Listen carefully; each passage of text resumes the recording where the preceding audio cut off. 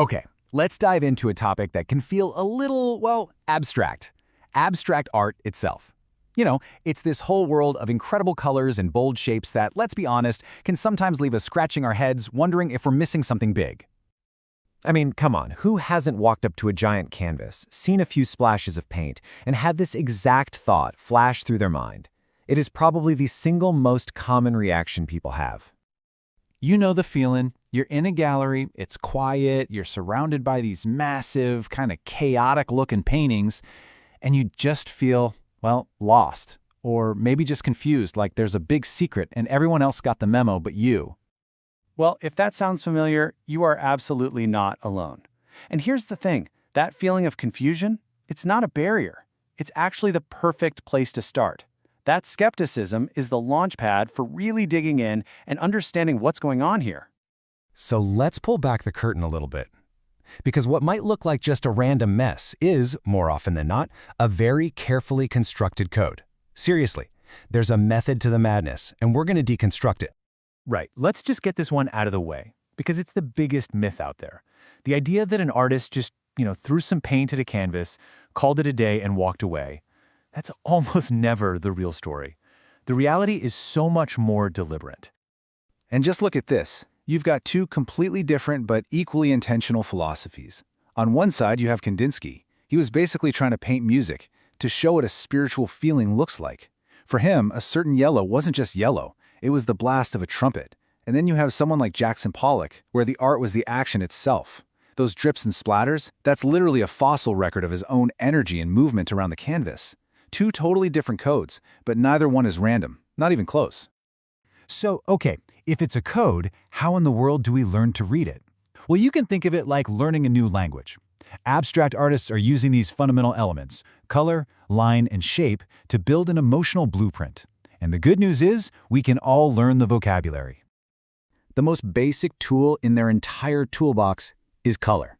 I mean, artists have known for centuries that different colors can trigger really specific emotional responses in us, right? And abstract artists just take that idea and run with it. Think of this as your basic grammar guide. A big burst of red might be screaming with energy or passion. A calm, sweeping field of blue could be whispering about serenity or even a touch of sadness. Those sharp, jagged lines, they can make you feel tense. And then soft, flowing curves can just make you feel at ease. It's a visual vocabulary, but for feelings. And this right here, this is the single most important mental shift you have to make. Stop trying so hard to find something, like a hidden boat or a face in the clouds. Instead, just ask yourself, what do I feel? How is this painting affecting me right now?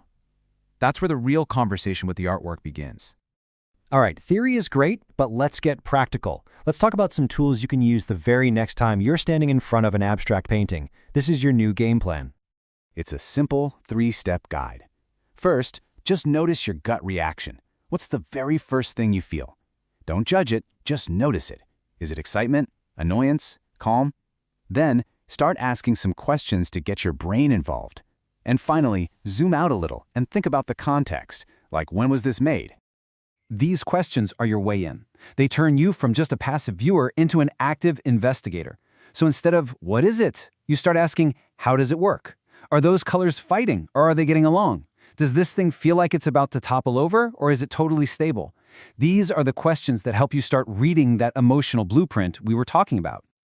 And that leads right into context. See, this kind of art didn't just pop up out of nowhere. It exploded onto the scene during a time of massive change. Think new technology, new ideas in psychology, world wars. The world was changing fast, and artists felt like old-school painting just couldn't capture this new, chaotic reality. So they had to invent a brand new visual language. So, after all this, where does that leave you? Well, it leads to a totally new perspective. Because understanding all these pieces isn't about finding the one right answer. It's about empowering your own interpretation. And this is the best part, the most liberating part. Your personal experience, your memories, even the mood you're in that day, all of that plays a role in what you see.